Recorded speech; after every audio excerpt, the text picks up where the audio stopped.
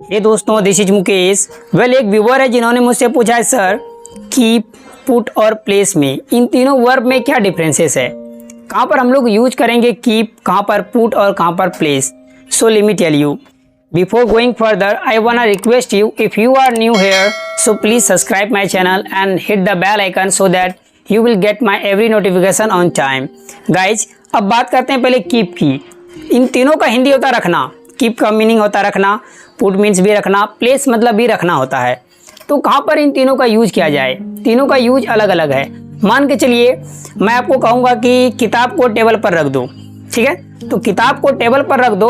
अगर आपको एक जगह से दूसरे जगह जाकर नहीं रखना है, आप टेबल के साइड में खड़े हैं, टेबल के बगल में बैठे हैं, तो आपको जस्ट हाथ उठाना है और रख देना है किताब को। तो वहाँ पर हम लोग यूज करेंगे कीप वर्ब का।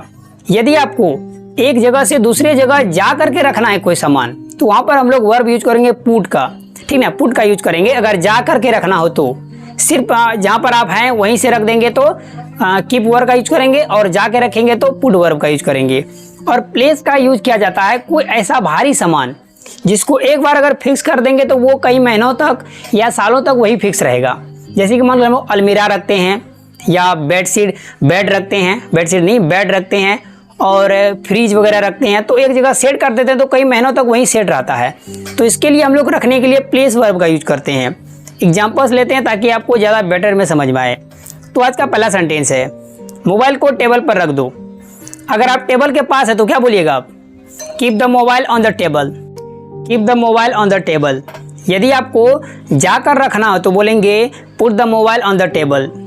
नेक्स्ट सेंटेंस, अगर बोलना हो कि फ्रिज को एक कोने में रख दो, इस सेंटेंस के लिए बोलेंगे place the refrigerator in the corner, place the refrigerator in the corner, या place the fridge in the corner.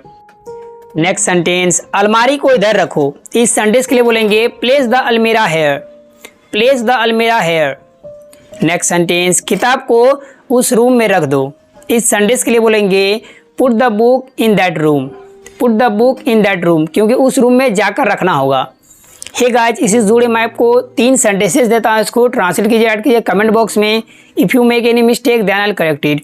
दोस्तों, वीडियो कैसी लगी थी, अच्छी लगी तो लाइक कर दीजिए, मेरे चैनल को सब्सक्राइब कर ले और बेल आइकॉन को भी हिट कर ले ताकि मेरा रोज आने वाले वीडियो की नोटिफिकेशन बिल्कुल टाइम पर मिलती रहे।